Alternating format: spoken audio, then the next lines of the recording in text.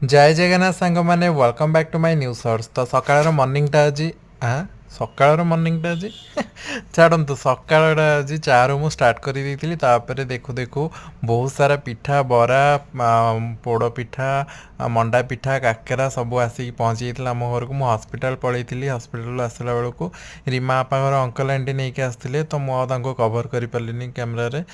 ତ ମୁଁ ହସ୍ପିଟାଲ ଯେହେତୁ ପଳେଇଥିଲି, ତ ଆସୁ ଆସୁ ବହୁତ ସାରା ପିଠା, ଏଇଟା ଶାଶୁଘରୁ ମାନେ ରିମା ବାପାର ଶାଶୁଘରୁ ଆସିଥିଲା ଏ ପିଠାଟା।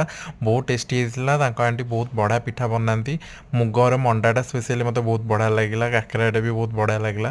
ତ ମୁଁ ଏସବୁ ଖାଇ ପିଇ ସାରିକି ଲଞ୍ଚ ପାଇଁ ପ୍ରିପାରେସନ୍ ବନେଇବା ଷ୍ଟାର୍ଟ କରିଦେଲି। କାହିଁକିନା ଗୁରୁବାର ଥିଲା, ଟିକେ ଶାଗ ଭଜା ବନେଇବାର ଥିଲା। ଶୁଖାବାଲା ଖିଚଡ଼ି ବନେଇଥିଲି, ପାଣିଆ ବାଲା ବନେଇ ନଥିଲି କାହିଁକିନା ଡାଲମା ବନେଇଥିଲି। ସେଥିପାଇଁ ଶୁଖାବାଲା ଖିଚଡ଼ି, ଡାଲମା ଆଉ ଶାଗ ଭଜା, ପୁରା ସିମ୍ପଲ୍ ଗୁରୁବାର। ଆଉ ଏତେ ଇଚ୍ଛା ବି ନଥିଲା ଖାଇବାକୁ, କାହିଁକିନା ବହୁତ ସାରା ପିଠା ଆସିଥିଲା। ସେସବୁ ଖାଇକି ପେଟ ପୁରା ଫୁଲ୍ ଥିଲା। ତଥାପି ଟିକେ ଲଞ୍ଚରେ ଯାହା ହେଲେ ଖାଇବାକୁ ପଡ଼ିବ, ତ ଅଳ୍ପ ଅଳ୍ପ ବାବାଙ୍କର ବି ସେମିତି ବିଶେଷ ଇଚ୍ଛା ନଥିଲା। ତ ବାବା କହିଲେ ନା ଟିକେ ଖାଇଦେବା। ତ ମୁଁ ସେଥିପାଇଁ ସାଧା ସିଧା ସିମ୍ପଲ୍ ଖିଚଡ଼ି, ଡାଲମା ଆଉ ଶାଗ ଭଜା ବନେଇ ଦେଇଥିଲି। ତାପରେ ମୁଁ ଏଇଠି ବାଢ଼ି ନେଲି। ଆଗକୁ ଦେଖିବ ମୋ ପେଟ୍ କେମିତି ଅନେଇଛି। ସେ ଭାବୁଛି ତା ପାଇଁ ଗୋଟେ କିଛି ମଟନ୍ ହେଇଛି ବୋଧେ, ଚିକେନ୍ ମଟନ୍ ହେଇଛି। ସେ କେମିତି ବିକଳ ହେଇକି ଅନେଇଛି, ଆଜି ଗୋଟେ ଭଲ ହେଇଥିବ ବୋଧେ। ସେ ସେଇ ଆଶାରେ ରହିକି ଅନେଇଛି, ବଟ୍ ସେ ଜାଣିନି ଡାଲମା ଖିଚଡ଼ି ହେଇଛି। ସେ ବି ସେୟାକୁ ଖାଇଲା, କିନ୍ତୁ ଏତେ ନୁହଁ ଯେମିତି ମଟନ୍ ଚିକେନ୍ ଖାଏ। ପୁରା ଗିନା ତାଟିଆ ପୁରା ସଫା କରିଦିଏ ଚାଟିକି। ତ ଏଇଠି ବାବା ପେପର୍ ପଢ଼ୁଥିଲେ, ମୁଁ ତାଙ୍କୁ ଖାଇବାକୁ ଦେଇଦେଲି। ମୁଁ ବି ନେଇ ଆସିଲି ମୋ ଖାଇବା।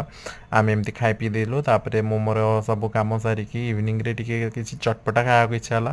କ'ଣ ଖାଇବି ଭାବିକି ନା ଟିକେ ଇପି ବନେଇବା। ପୁରା ସିମ୍ପଲ୍ ପାଣିରେ, ଗରମ ପାଣିରେ ଇପି ପକେଇକି ବନେଇଥିଲେ। ଭଲ ଲାଗିଲା, ଖାଇଦେଲି। ଏମିତି ହିଁ କିଛି ମୋ ଦିନଟି କମ୍ପ୍ଲିଟ୍ ହେଲା। Bye bye.